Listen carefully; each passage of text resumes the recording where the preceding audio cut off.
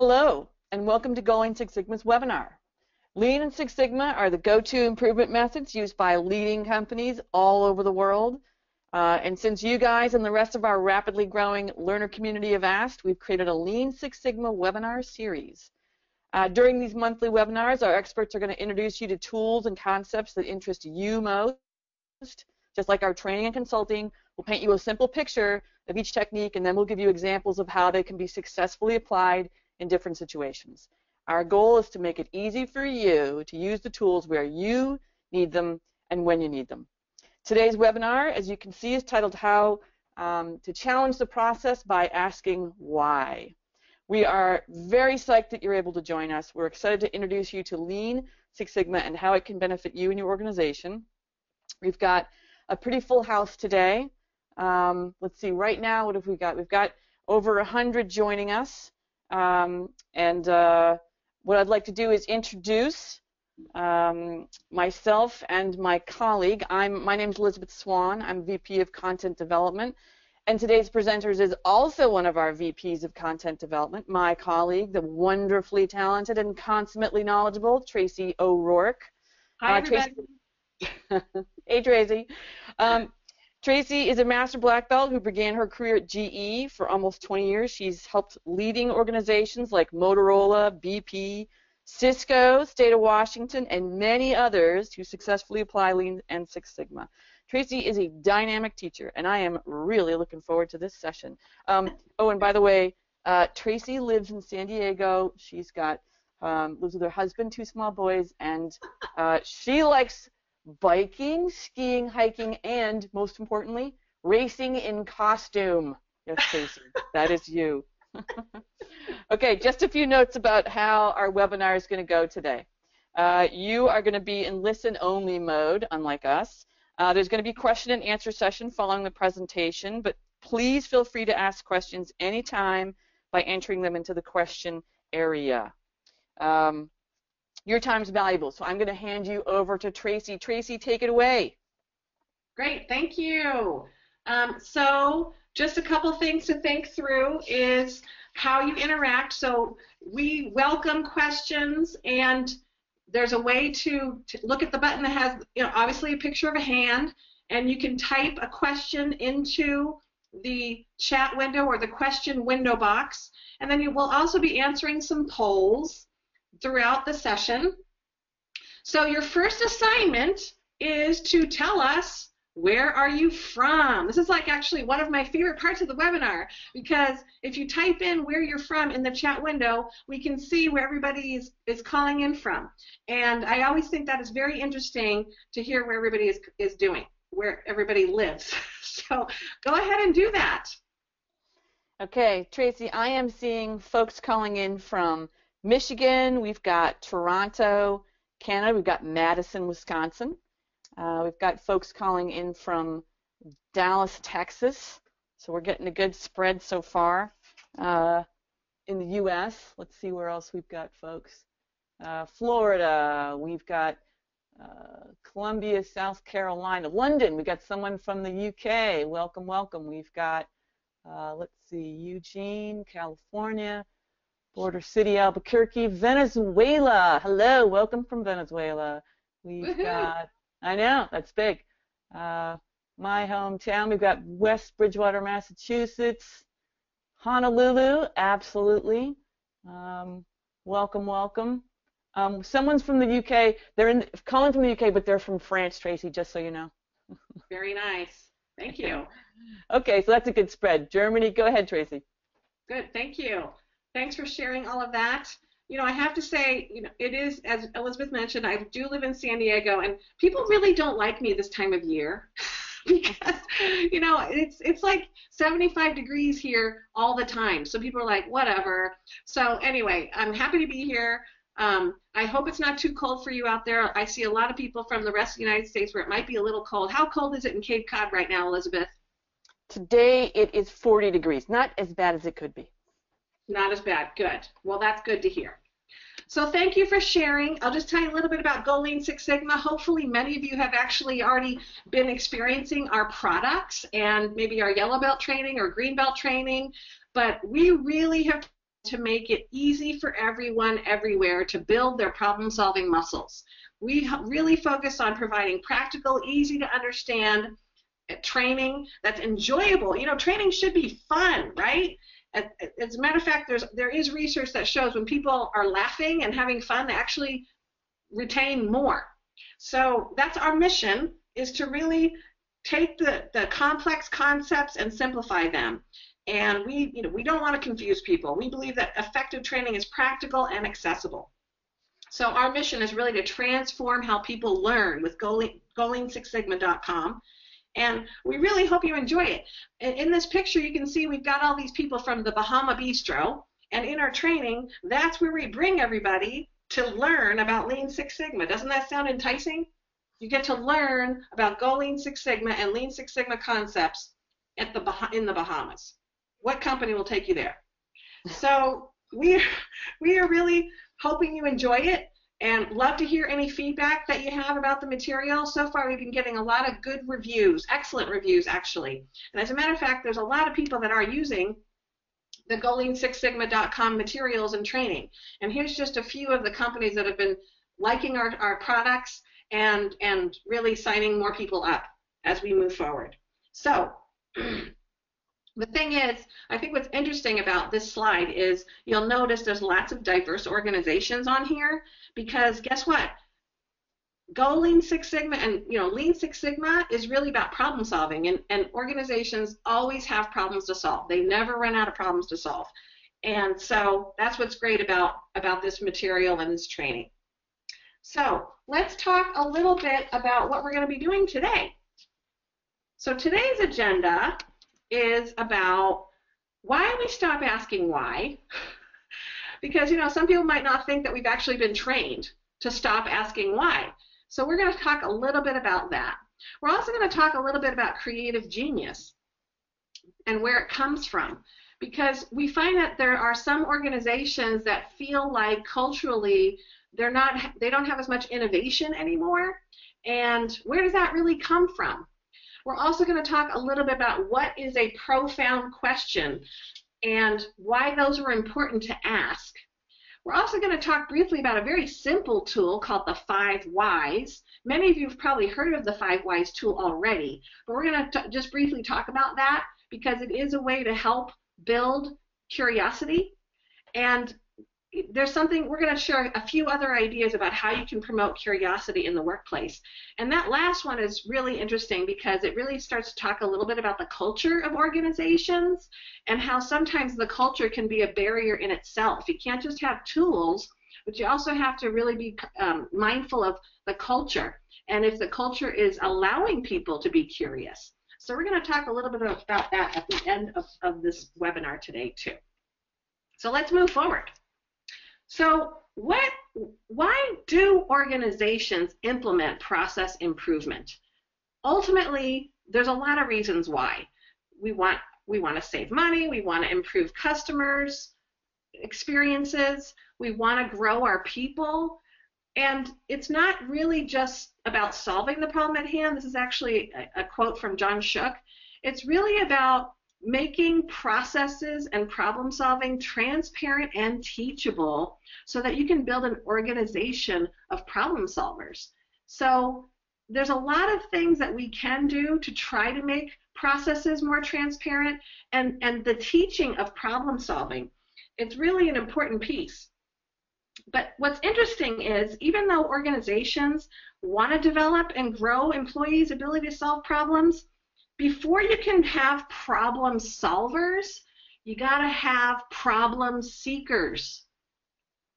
People that want to find problems to solve. Because otherwise, how many of you have run into this?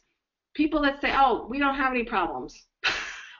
We don't have any problems to solve. I don't really know where to apply this stuff. And so why is that happening? Is it really true? Is it really true that we don't have problems to solve? Or is it our ability to see problems or seek problems? Or maybe it's because culturally we're not really allowed to find problems. Maybe our managers or leaders don't want to hear about the problems. Or maybe we're afraid to talk about the problems that we have. So we really need to focus on, before problem solving and building problem solvers, we have to really make sure that we actually have problem seekers. And that's a really important first step. So how do you do that? Well, one of the things that we can do is we really have to start to help build the inquisitive mind in our organizations. And part of that is starting to ask why. So how do we get people to really start to ask why? But I think what's really interesting is when you think about it, it's hard to ask why. As a matter of fact, there's a lot of research and evidence that shows that we have stopped asking why. And we've sort of been trained for a long period of time not to ask why. So if you think about it, when we're kids, children, they're trying to figure out the world between the ages of 2 and 5. And they can ask over 40,000 questions. And some of those can be really funny or odd or profound. As a matter of fact, my 8-year-old just asked me this week, how do you buy a house? I don't think he's ready for that. I think he wants to live at home a little longer. But it's just interesting that, he would say, well, how do you buy a house? Because he says he wants to go buy a house now. I'm not really sure if that means he wants to move out or if he's unhappy, but I think he's a pretty happy kid. But it's really interesting, all of those kinds of questions. And if you think about parents, and if maybe you are a parent, if you have a child over the age of 5, that's a lot of questions to be answering. And after about 20,000 of those questions, sometimes the answer is because I said so. Right? And so I guess the question I want to know is, do children sense their parents building frustration? And is that why they stop asking the why questions? Or is it because they got all their answers? I sometimes wonder. So as small children, they ask a lot of questions. And then we think, well, why do they stop asking them? Is it because we get annoyed? Or is it because they just feel like they know the answers? So think about school now. Think about when we're in school, grade school. What happens when you ask too many questions at school? I don't know, Elizabeth. Did you ask a lot of questions in school? I did, Tracy. I did. You strike me as somebody being very curious about the world.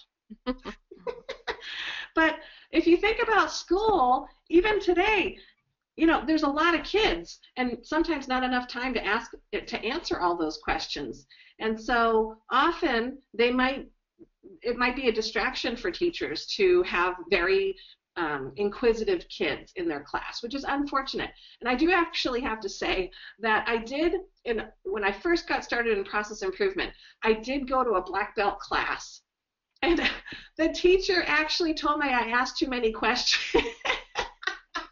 I'm like, what do you mean? Isn't that good? Isn't it good that I ask questions that says I'm engaged, right? But apparently he didn't like it. So, okay, so I guess I'll stop asking so many questions. And so, I was being respectful too. It wasn't that I wasn't, trying to test his curiosity and those kinds of things. So anyway, and so we learn in school also that we ask too many questions. And also think about it at work. What happens if we ask too many questions at work? Does our manager get annoyed? Do our bosses get impatient if we ask too many questions? So a lot of times we might think that our inquisitive mind gets squashed and we stop really asking why. So that could be unfortunate. So we really need to think about how we want to engage the inquiry and the inquisitive mind again.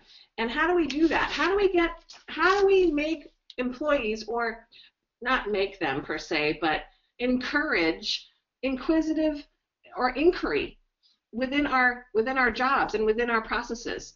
So I want to share a little bit of a story and about a person. And first, there's a picture of this person. Does anybody know who this is? Okay, Tracy. Yes.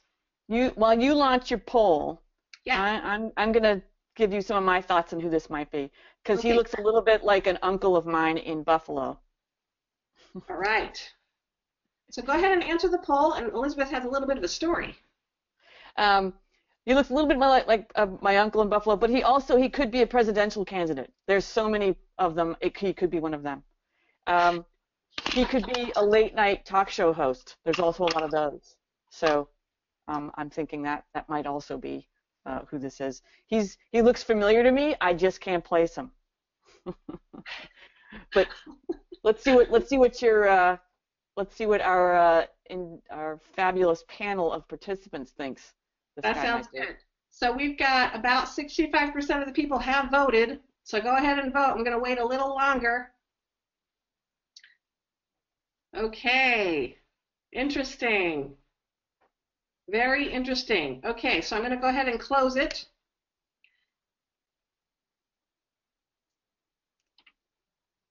And then we're going to share it. Okay. Do you see this, Elizabeth? I do. Okay. You've got, not surprisingly, you got 63 people saying just what I did. I'm not really sure. The next big vote getter was, let's see, a famous actor. Yeah, he did look like a little familiar there. Or a black belt that delivers results. That's nice of them. Could be an inventor. And then there's a small group, 4%, thinking he's an international philanthropist. Who is it, Tracy? Who is this? Okay, so. All right, and do you see the slide again?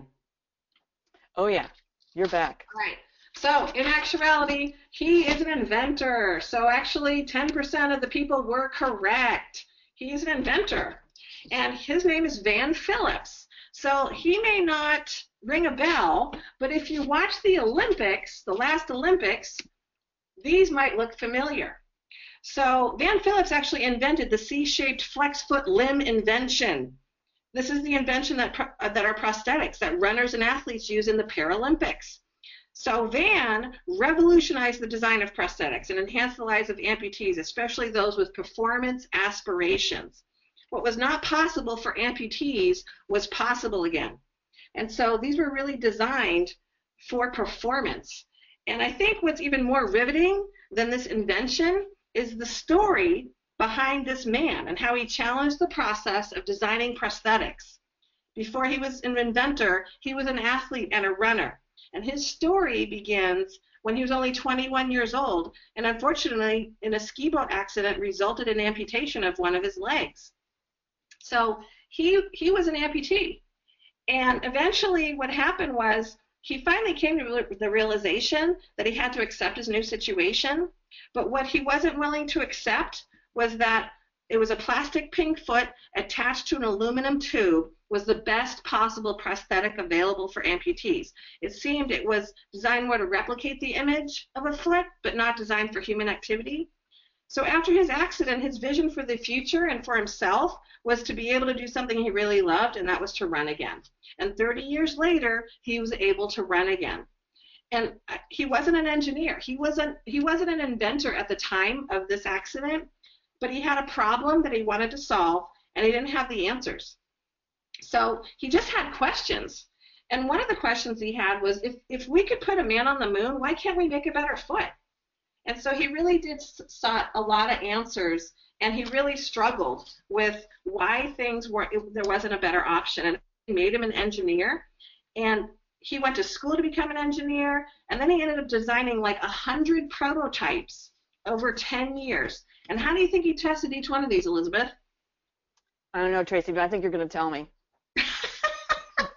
Well, he attached it to his leg, and he would run. And inevitably, sometimes it didn't work, and he would fall down. And then he'd wonder, well, what am I doing wrong this time? So there were lots of questions that he had, and then he ended up transforming the world with all of these questions. So I'm just going to share a couple of other stories around profound questions and some of the creative genius that started with questions, profound questions. So here's an interesting one. Okay, so I might be dating myself. I do remember that when we used to use these, right, the Polaroid instant cameras. That's funny that we called them instant based on what we have today, right? So this is actually the inventor of Edwin Land. He had a daughter, a 3-year-old, and they were on vacation in New Mexico. And finally, his impatient daughter piped up with a question. Why do we have to wait to see the picture, because he was taking a picture of her. And of course, back then you had to like submit the film. Do we all remember this? That was a long time ago, but it's kind of amazing how far we've come along in technology. When you had to wait and process the film, he really pondered this question, and within an hour, he basically conceived the basic mechanics of an instant camera. And so that was really a pivotal question. He stuck with the question, and he's really thought through how you could make it more of an instant camera. So at the time, that was pretty genius. And then, of course, you guys know this guy, Steve Jobs. And so, it's funny to think about what phones looked like and the functionality that they had along, even, 7 years ago? And it was really a profound question. Why do I have to listen to all the voicemails to find the one that I really need? Remember we had to do that? When we would actually have to listen to every single voicemail in a row to find the one that we were really wanting to listen to get the phone number. And so, he and his organization designed an amazing phone and said, we were just so used to dealing with a piece of equipment that really wasn't doing well for us. And so that was where the complete redesign came in. So the question is, what do these stories suggest? The idea behind this is, does creative genius really come from knowing all the answers, or is it in asking profound questions? And how do we get better at asking profound questions? And ultimately, what is a profound question? A profound question is really one that challenges assumptions, considers new possibilities, and has the potential to serve as a catalyst. And that's a really important thing to think about. Many times it's those really good questions, those profound questions that prompt us into inquiry and innovation. And so if we get really good at asking questions, often that can help start building inquiry into the process and innovation as well. As a matter of fact, this technique has been used for many, many centuries. And it's actually called the Socratic Method. It's the oldest and most powerful way to foster critical thinking. I want to know how many of you have actually heard of this technique, and where you're focusing on asking good questions, not just giving answers. So I have another poll for you. And the poll is coming up. Have you used the Socratic Method before?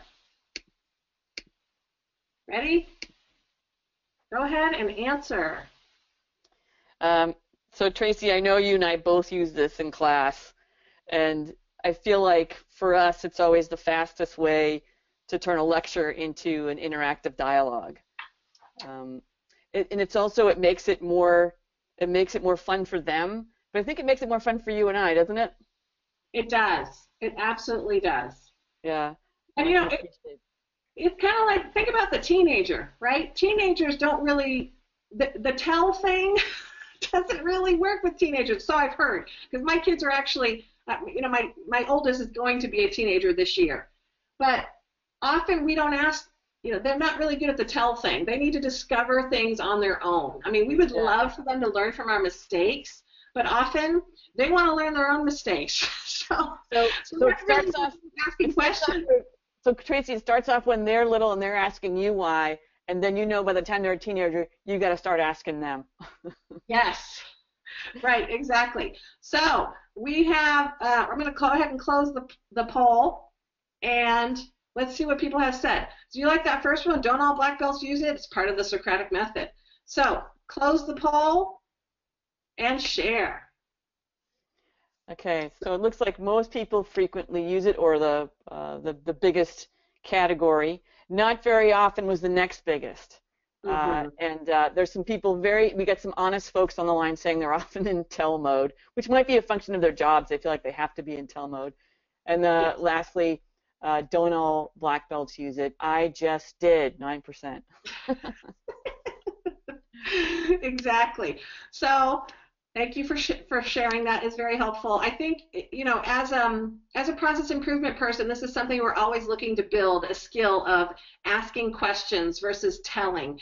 I think it could be sometimes black belts are the all-knowing being in process improvement. I think it could be really easy to get into tell mode. And there are certain times where you absolutely are, do need to be in tell mode.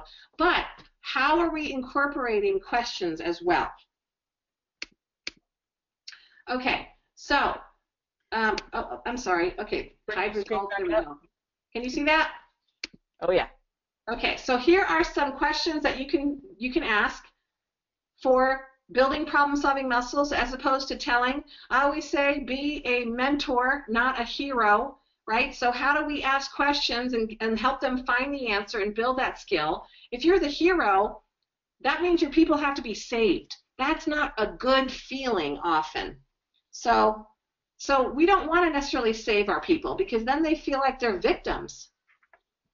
So I think that's an important thing to remember. And if we're asking questions, that will help build that problem-solving muscle as opposed to having the answers.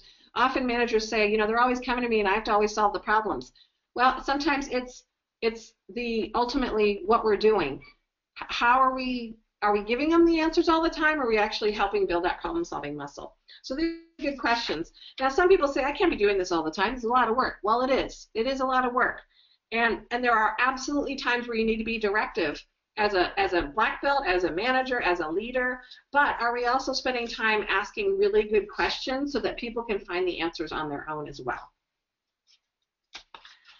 So one thing I want to talk about is this is really about things we can do to help promote problem seeking and problem solving. But we also have something called the 5 whys technique. And as you guys know, you guys are probably pretty experienced from what I can tell, is the 5 whys technique. If you've got a child over the age of 5, you know what the 5 whys are. It's asking why 5 times in a row to work back that causal chain. No special technique is required. It's one of the simplest tools in the toolkit, and it helps you really work back the causal chain. And in our material, our training, we go to the Bahama Bistro, and this is the example that we actually use and share in the material to kind of have people see how this might work. So, surprisingly, Elizabeth, the woman on the left in this video, her name tag says Elizabeth. I wonder where they got that name. So, how about if you... Shall I play the role of Elizabeth for you? Sure, that would be wonderful. And I'll play the chef. Okay, Tracy. Why do the food orders take so long to deliver to our customers? Well, because some of the prep takes too long. Okay. And why does the prep take too long? Well, because sometimes chefs have to restock supplies and wash dishes in the middle of the rush.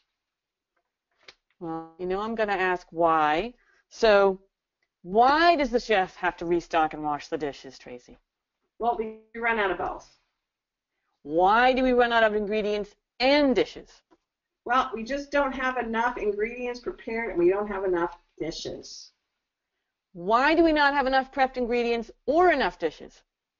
Well, most of the time it's because we got a lot of dishes to prep the salads. We don't have anyone preparing backup ingredients in case we run out. So what have we learned? Is that something we need to address as the prep? Working the causal chain, the 5 whys techniques help teamwork back. Root cause.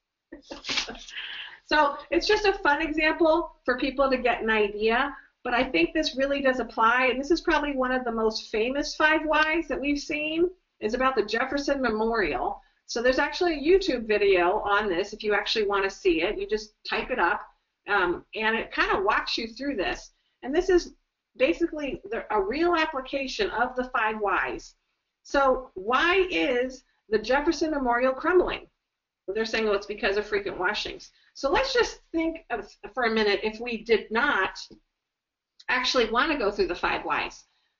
Most people would just jump to solutions. So what might be some solutions that we would put in place here? Because of the frequent washings, Elizabeth, what would you say? Well, maybe I'd say if maybe you don't wash it, just like live with a dirty monument, or maybe you experiment with some different types of detergent, see which one deteriorates the marble the least. You could play with some trial and error there. Yes, I think so. You could. So there could be some options or solutions people might do, but if we ask why, right? Oh, it's because of the large quantities of bird droppings. That's Oh, why we have to wash it so frequently. So what might we do here as some solution? Yeah, we can totally solve that. We can humanely get rid of the birds. We could find a couple of different methods. You know, I'm sure there's some folks that could help us with that. Just get rid of the birds. Yeah, you know, I've had some people say, well, we might go hunting. There might be some hunting going on with the birds. And then, you know, in San Diego, we see a lot of those like silver pronged things on statues. And suddenly, you know, the statues have like metal hair, right? So these might be expensive and, you know, maybe some solutions for that. But maybe we should ask why, right? Why are there so many birds? Because there is an abundant food supply. Okay, yeah. So what do we do here? Well, apparently they're there to chomp on the little spiders. So I think maybe some spider poison, right? You could get in there with spider poison. Yeah. Well, you know, some people might think it's the food supply of the visitors, right? Like some people might, okay, no more popcorn sales at the Jefferson Memorial, right? You know, like people can't eat there anymore. But what we might find is, as you said, Elizabeth, it's the spiders. Why is there an abundant food supply? Because there are a lot of spiders. Oh, so now what? We might be spending a lot of money on some bug spray.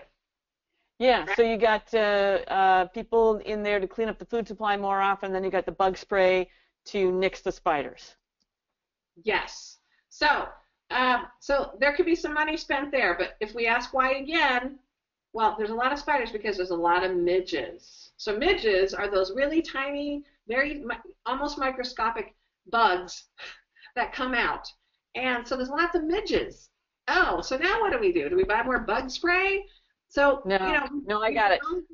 We get a gigantic strip of flypaper. Right. So why are there so many midges? Well, they're attracted to the light at night. Interesting. So what they were finding was that when they would turn the lights on at dusk, all these midges would come out, and then that would generate the spiders, and then the spiders would generate the food supply for the birds who have a lot of bird droppings. So they were all connected. So really what the answer was is they ended up turning on the lights about an hour later, and that broke the food chain. They didn't have to worry about spiders or birds or anything or frequent washings. So that's it. The solution ended up being turn on the lights an hour longer. But think about all that money we just spent on bug spray, spider spray, bird, whatever you want to do, bird prong things on statues. I mean, this is where we spend so much money because we don't know the root cause or we haven't worked the causal chain back far enough, and we're just slapping solutions onto it. So that's why once you finally work the causal chain, it could really be inexpensive and an easy solution. So that's ultimately what we want to do. So that is a tool to help think through for people that are looking at processes why things are the way they are. And these might be some questions to start with. How many of you have processes with too many signatures or too much information, or the forms are too long, or that there's too many steps in the process, or why do so many people need to touch this thing? I had an organization where there were 16 people touching one piece of paper. Is that really necessary? So these are all things that we might start the causal chain with asking these kinds of questions. So those are some good tools and tips for people that are thinking about process improvement. But I think one of the things I want to get back to is this cultural piece, which is how do we make sure it's okay to ask why? How do we make sure that we're supporting an environment that allows those questions to be answered? And ultimately, it's supporting a blame-free environment. And so people wonder sometimes why process improvement doesn't flourish. And a lot of times it's because they're not addressing the environment. If it's a high blame organization, or there's a lot of blame, or people are pointing fingers all the time, people are not going to want to raise their hand and say, yeah, we got problems over here, and then everybody look at their processes. It's not safe. It's not really an environment that's going to allow people to do that. So first we have to also make sure that we're looking at our environment. We have to recognize and stop allowing a hunt for the guilty. We have to stop allowing blame to happen. We have to make people focus on the process, not the people doing the process, because that's really truly process improvement. And a lot of times people feel blamed for the processes when it may not necessarily be their fault. I'm a big proponent and fan of saying that the people that work in a broken process are the biggest victims of a process.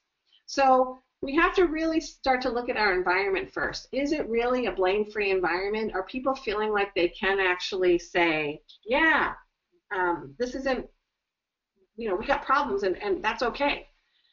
We also have to recognize and promote the behaviors we want. So sometimes risk-taking is not encouraged.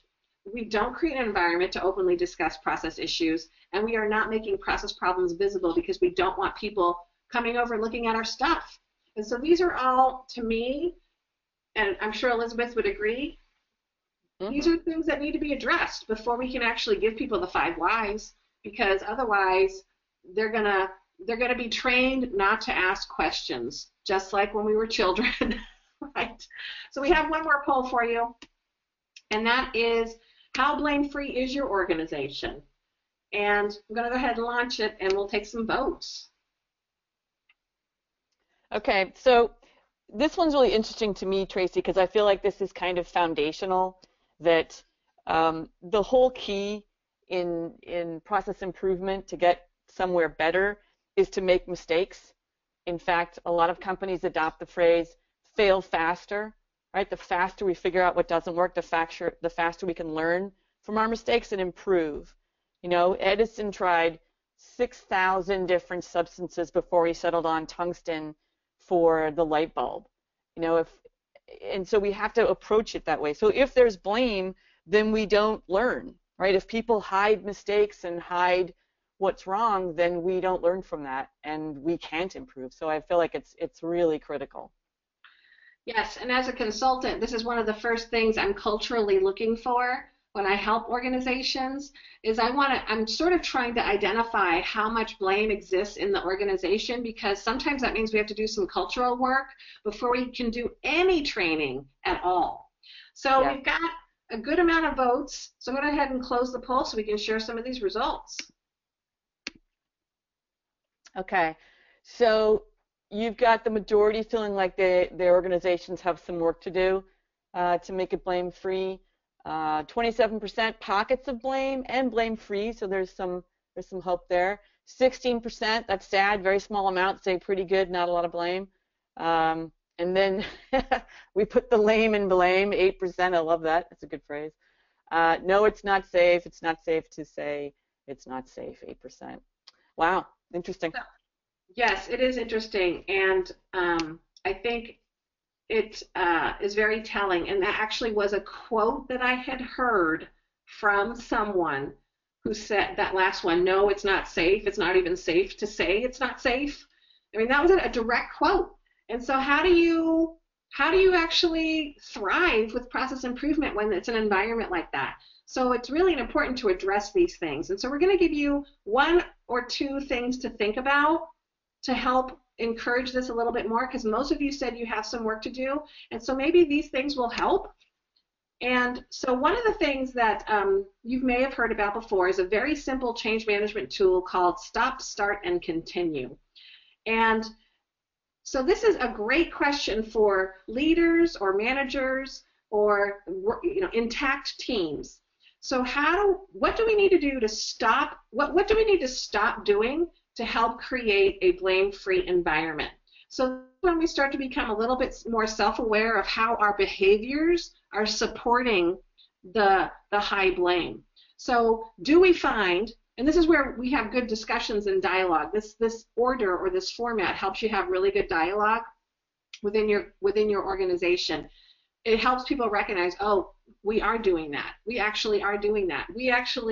Managers are running out of their offices trying to find the person to blame when there's a problem. It happens all the time. We need to stop doing that. We need to catch ourselves doing that, because it's actually helping to uphold the blame in this organization. So these can be very good discussions. And then you would move into what do we need to start doing to help create a blame-free environment. So I was working with an organization, and the leadership team would bring people in when something went wrong.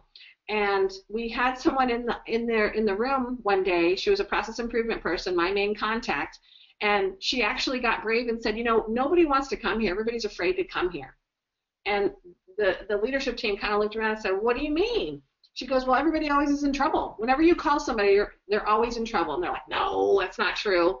So then the question was asked, well, when was the last time we brought somebody in to actually praise them on a job well done? They hadn't done it. So maybe we need to start bringing people in to praise them and give them recognition for a job well done.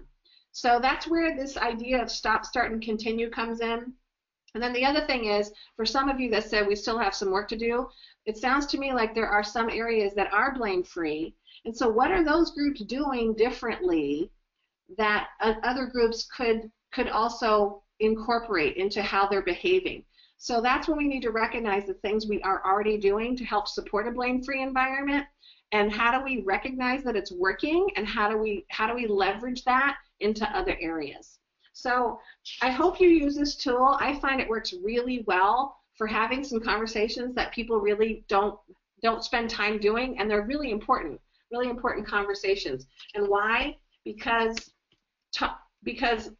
culture is created by what is tolerated and what is promoted. So if you have a high blame organization, that means we're tolerating it, and we're actually even promoting it at times. So we have to recognize how we need to change. Using the stop, start, continue tool is a very simple tool to maybe change the culture. It's a start. So I'm going to leave you with a couple of profound questions. What is promoted in your organization, and what is tolerated in your organization? This came from a book called Boundaries for Leaders by Dr. Henry Cloud. I would highly recommend it, but it really does talk about the role of leaders in building process improvement, and it does talk about how leaders help set the stage for process improvement culture. So I hope you can have some time to think about these questions and move forward with building a blame-free culture. So I hope you enjoyed today's webinar today. This is some of the things that we covered. Why we stop asking why, because we've been trained. Where creative genius comes from in asking profound questions. And we gave you 2 tools. One of them was for people applying process improvement, and that's the 5 whys method. And then if you want to promote curiosity in the workplace, think about how we're tolerating blame and what we need to do to change it. So if you are looking to get more training, we actually do cover some lean culture in our lean training and certification. We speak to that a little bit. And so if you're looking to learn more about that, I would highly recommend it. So, all right. Thank you, Tracy. We're going to start a little Q&A answer session. Everybody out there, to ask a question, please enter it into the question area on the GoToWebinar panel. And then we'll take a moment to see if we're getting some questions coming in. All right. Good. I'm looking. And at this time, as you're looking, I'll just say that we actually have our podcast out. It's called the Just in Time Cafe, and we have our first podcast out called Battle of the Fixes, and it's on our website, golean6sigma.com. Elizabeth can tell you a little bit later about where that is, but go to golean6sigma.com/podcast, and you can hear what you think is better, Lean or Six Sigma. Okay, so Tracy, I've got a few questions for you. Let's see. How do you start when everything feels broken? What's the best thing to do first? Well, so I think this is going to sound a little oversimplified, but culture, if you're talking about culture, we need to do plan, do, check, act on our culture. And a lot of times organizations don't do that. So we need to think about, if everything is broken, what is broken culturally, and then you can apply some tools. So we tend to work with leadership teams to think about what is the culture that we want, because often people are not intentional about culture. And you have to be intentional about culture. So if you want a lean culture, what does that look like? And where are we today, and what are the gaps? So we've spent lots of time with leadership teams discussing that, and then developing a plan on how we're going to close the gaps. Nice. Because it's different. Every culture is not cookie cutter. Every culture has different dysfunctions, let's just say, and so you need different strategies depending on what the root causes are. That's nice, Tracy. Very helpful. Here's another one for you. Have you seen what have you seen as a successful method of helping people make the adjustment from telling to asking? I think the most helpful thing you can do is a list of prepared, planned questions, because profound questions are difficult to come up with on the fly. So having a list of pre-planned questions until those questions become natural for you to ask someone. And that can take work. And sometimes you might say, oh, well, I tried that, it didn't work. I would say try to ask better questions. It's not always up to the person. It's often sometimes the way we're asking it doesn't help them learn. So it's definitely an art, and practicing on pre-planned questions can help you kickstart that. Nice. That's helpful. Thank you, Tracy. Another question for you. This person said they're a newbie on process improvement. How do they make sure that 5 whys is used correctly to lead to the root cause? So I think what's interesting is, I think one of the most important things about the 5 whys is to make sure you're asking it correctly, or what I call appropriately. It should not feel like an interrogation. So I think one of the most important things to keep in mind when you're trying the 5 whys is to make sure that you don't sound like you're interrogating somebody, because that will turn people off and it will make them feel like you're not collaborating per se. So I think I would focus on asking it and appropriately versus using it correctly. Sometimes it doesn't lead you down to the causal chain. And so again, you could say there could be better questions that you ask, but I sometimes feel like the goal is not necessarily to purposely drive people a certain way, it's to explore. Yeah. And here's a really big question, but I think you might have some nice nuggets to share. We probably have some nuggets that'll come in our next webinar, but the question is, how do you get people to accept change in a positive way? Well, the most important thing about accepting change is being a part of it. And what I have found is, even though everybody says, yes, we include people, yes, we include people, we often are not including them to the level that we need to be. So change is easy to accept when you've been a part of that change.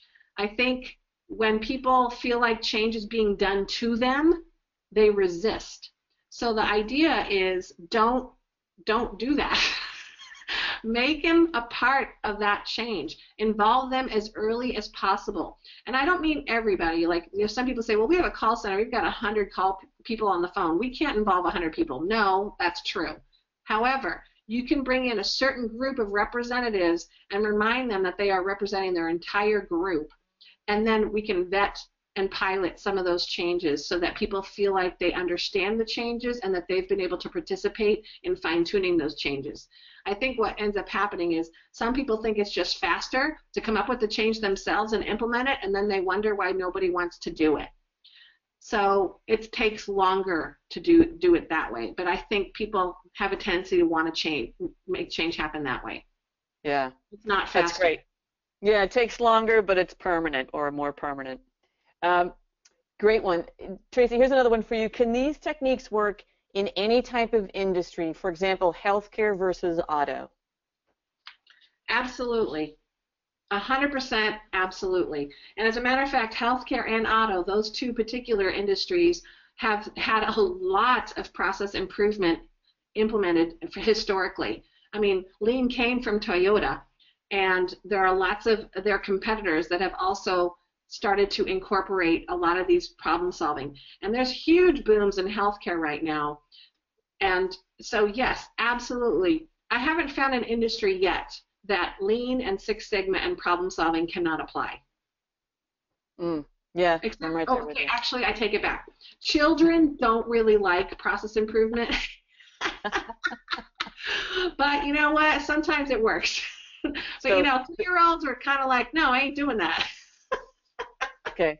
So in the industry of childcare, you would say, or just children themselves. Raising children, yeah. Oh, child raising.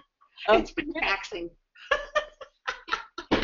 So we'll leave child raising out of it. But what about another big question? You could go a lot of ways with this, but what is the best way to promote this idea of challenging the status quo and asking why, challenging the process? The best way to promote. Well, I always like to talk about WIFM. Do you guys know what WIFM is?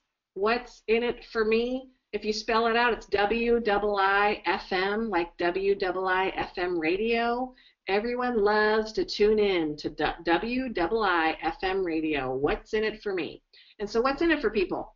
It's they're building their problem-solving muscle. And that's what the skin for them in the game is. Building the problem-solving muscle means you're asking good questions. And so I believe that helps people get motivated to ask questions and ask why, because that is the critical component of problem solving. You got to be a problem seeker before you can be a problem solver. Nice. I like that radio channel, or I don't like that radio channel. It's great to know about that radio channel. Let's see. There was another person asking, what was the book by Dr. Henry Cloud? It's called Boundaries for Leaders. Great. Boundaries for Leaders by Dr. Henry Cloud. It's very good. Okay. And it talks about how leaders, I'll just say really quickly that it talks about how leaders are ridiculously in charge and they don't even know it. Very simple things like if you stay in work, if you send emails on weekend, everybody's working on the weekends. If you stay till 6 o'clock, everybody's staying till 6 o'clock. Your behaviors say a lot, more than you know. So it reminds people that you know, how do we be intentional about the culture we're building, because we don't necessarily always know that what we're doing as a leader is building that culture. That's great. That's a good tip. And here's another question for you. In certain meetings, when I ask why, I sometimes get a dismissive reaction as if I asked why because I simply do not know or I'm ignorant of the process. How do I phrase it in a way that we can get to the root cause analysis? I would just announce that you're doing it. As an example, I might just say briefly before asking why, I would say, in the spirit of process improvement, do we know why we do this? And so you're sort of, you know, giving people your perspective of why you're asking the question, and that shows respect too. And I think it could be very helpful to say something like that before you just launch into why.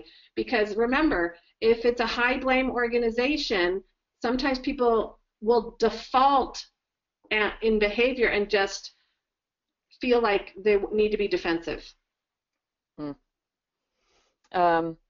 That's nice. That's helpful. Thanks, Tracy. Here's another one. How do you promote involvement when people are consistently asked for their opinion and feedback and never have anything to say because they're fearful of increased workload to fix the problems that they might help identify? Yep. So I think that's interesting. And to me, culturally, there's something bigger going on there that needs to be uncovered.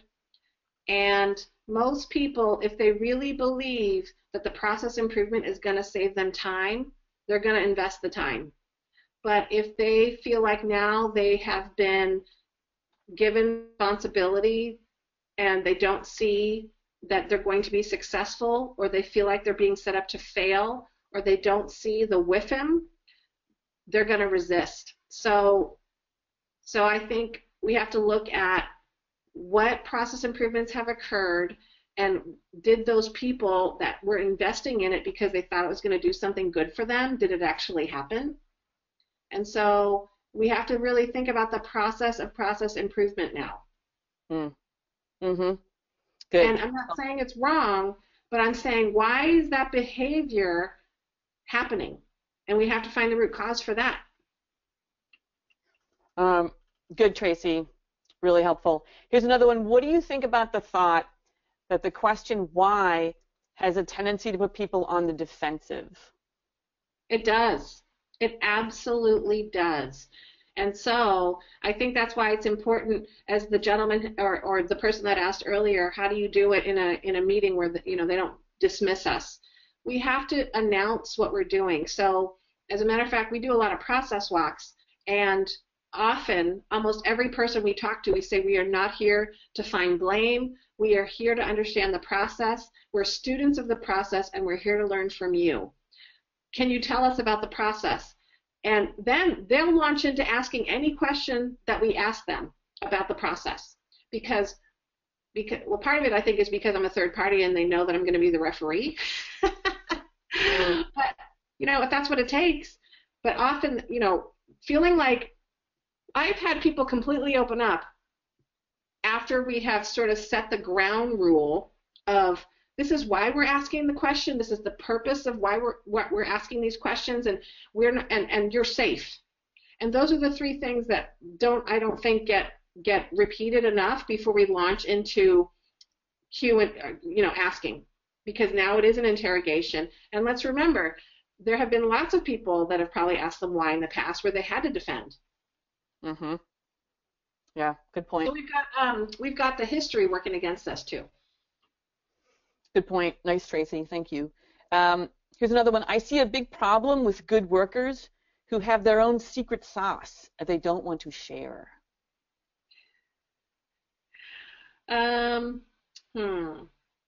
Well, that's interesting. And, I think in a union environment, we've got all kinds of other things we have to deal with.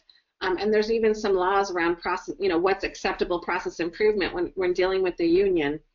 But again, change is always, often one of the big factors with change is, what have I got to lose? So people don't want to change because they fear what they're going to lose. And often people see knowledge as power. And so again, how do we identify, is it really power in our organization, and why is it power in our organization? And how do we promote sharing and collaboration? Because if culturally everybody thinks knowledge is power and they protect what they know, it's going to be difficult for people to share their knowledge. So again, same issue is, culturally we're allowing it. Yeah, I think you're right about that. Another one, how do you prevent the why from going global? Not really getting to root cause, but to every other thing.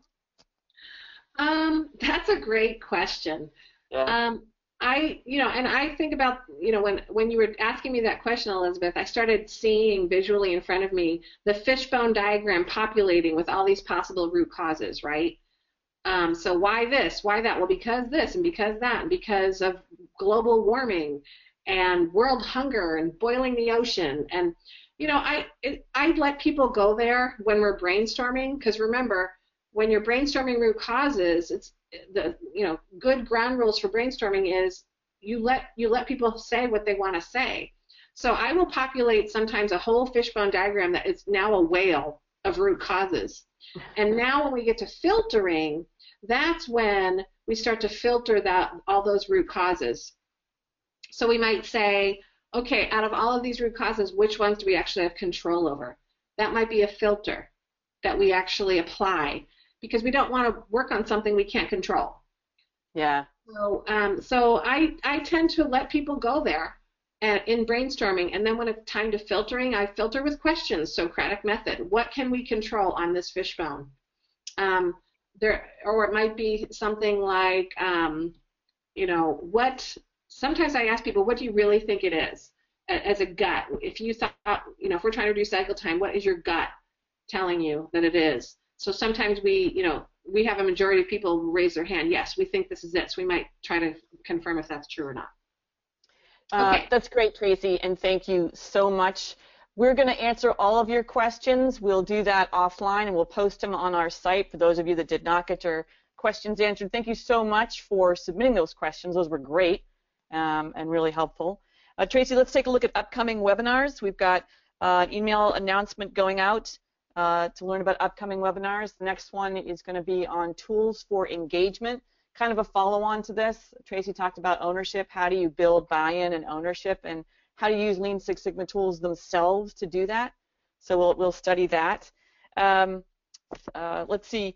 I want to say thank you to everyone for joining. Hope you enjoyed your time with us. We absolutely enjoyed all of you. Please share your feedback with us. Complete the survey presented when the webinar ends. We'd love your feedback. We respond to it every day, and we use it to design additional webinars on the Lean Six Sigma topics that you guys want to hear about. So look for invitations. Also look for, as Tracy said, our new podcast, the Just-in-Time Cafe, and this week it's going to be about the battle of the fixes, Lean versus Six Sigma. Go to our website on our homepage. It's at goleansixsigma.com/podcast. That concludes today's broadcast. Thanks, everybody. Tracy and I, the whole team here at Go Lean Six Sigma, are happy you joined us. Goodbye, everybody. Bye-bye.